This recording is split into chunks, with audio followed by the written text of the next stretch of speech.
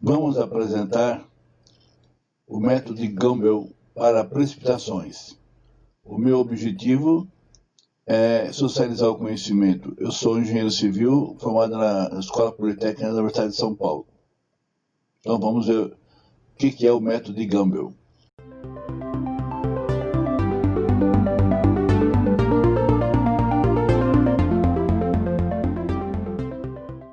Vamos ver o método de Gumbel para precipitações. O método de Gumbel é uma distribuição de Gumbel. Ela é muito boa para o nosso país. O que eu vou apresentar foi feito pelo professor Righetto, da USP de São Carlos. Eu conto um caso que eu coloquei aqui, o caso do Peru. Eu estava num congresso uma vez, tinha um engenheiro que morava na fronteira do Peru com o Brasil. Ele tinha muito dados de precipitações diárias de mais de 50 anos e não tinha uma curva, uma equação de chuva. Aí eu falei, você tem equação de chuva, você consegue fazer usando o Gumbel. Então eu ensinei esse método aqui para ele. Então esse método é muito bom. Eu vou dar um exemplo aqui de Guarulhos, né? Onde eu vou pegar em 57 anos as precipitações diárias. Só que eu pego cada ano a precipitação diária máxima em cada ano, desde 1940 até 1997.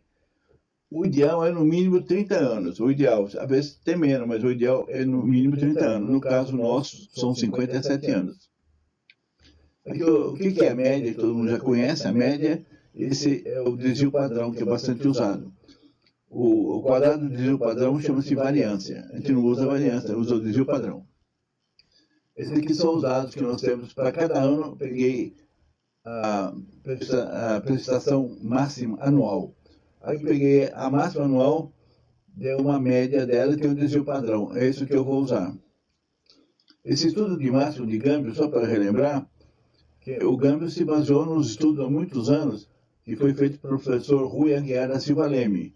Foi meu professor de estatística na Escola Politécnica e foi meu professor de economia também. Ele foi, na época, ele foi ministro da economia. Ele foi presidente do Banco Central, aliás, presidente do Banco Central no governo da Revolução.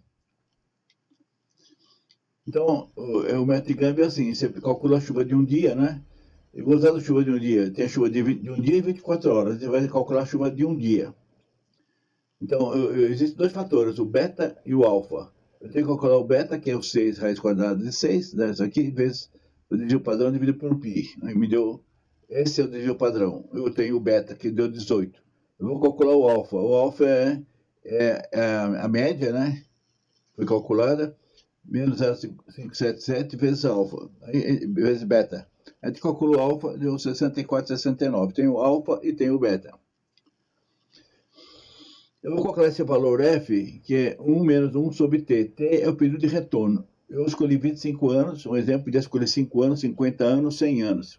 A gente vai fazer isso no computador, você faz variando até 100 anos. Então aqui, para 25 anos, deu 0,96. Então eu vou pegar essa fórmula aqui, a precipitação de um dia, para 25 anos, a menos μ, dividido por beta. É igual ao logaritmo independente e logaritmo independente de 1 sobre f. Eu calculo isso aqui, vai dar 3,1985. Aí eu multiplico por beta, e o μ passa para o outro lado, para mais, me dá a chuva de um dia de 122,26 milímetros. Chuva de um dia. O interessante que eu acho, que eu fico impressionado com que os cientistas resolveram isso aí, foi se você multiplicar a chuva de um dia por 1,14, eu tenho a chuva de 24 horas, que é a hora seguida. Então, eu multiplico aqui a chuva de um dia vezes 1,14 me dá a chuva de 24 horas. Se eu pegar essa chuva de 24 horas e multiplicar por 0,573, eu tenho a chuva de 1 hora. E para isso nós temos umas tabelas que foram feitas. Aqui tem coisa do DNOS, do antigo DNOS, os estudos americanos do Bureau, do Denver, tem estudos feitos aqui no Brasil, tem vários do Magna, tem vários estudos feitos pelo pessoal aqui no Brasil. O resumo disso aqui é esses dados aqui, assim. E essa chama de desagregação. Com essa desagregação, você tem jeito de calcular, fazer essa equação de chuvas intensas. Essa é uma equação de chuvas intensas, onde isso aqui é a intensidade de chuva em milímetro por hora, tem o período de retorno em anos, no nosso caso nós chamamos 25 anos, tem a duração da chuva, que nós temos de 5 minutos, 15, todos esses dados. Eu quero achar o K, o A, o B e o C. Então, eu tenho que achar os coeficientes K, o B e o C. O professor Suomi Vilela, há muitos anos, ele já bolou um negócio desse aqui. Como fazer? Ele usa análise de regressão linear, através de logaritmo. É muito fácil de fazer isso aqui. Você calcula e depois eu quero ver se está certo tudo. Eu verifico a aderência, quer dizer, se está tudo correto. Porque quando eu faço o K, o A e o C, eu faço de conta um certo valor de B. Eu arbitro no valor de B e para ver se está muito boa essa aderência, com esse valor de B, se foi bem feito, eu aplico o método de Nash-Sutcliffe. É um método muito famoso. E está resolvido o problema. Às vezes, se você não quiser nem fazer essa equação, você tem uma tabela com tudo isso. Funciona a mesma coisa, você usa a tabela. Eu já vi muita gente usando a tabela. Eu também já usei muitas vezes a tabela, às vezes nem faço essa equação, mas você pode fazer a equação. Então, está resolvido.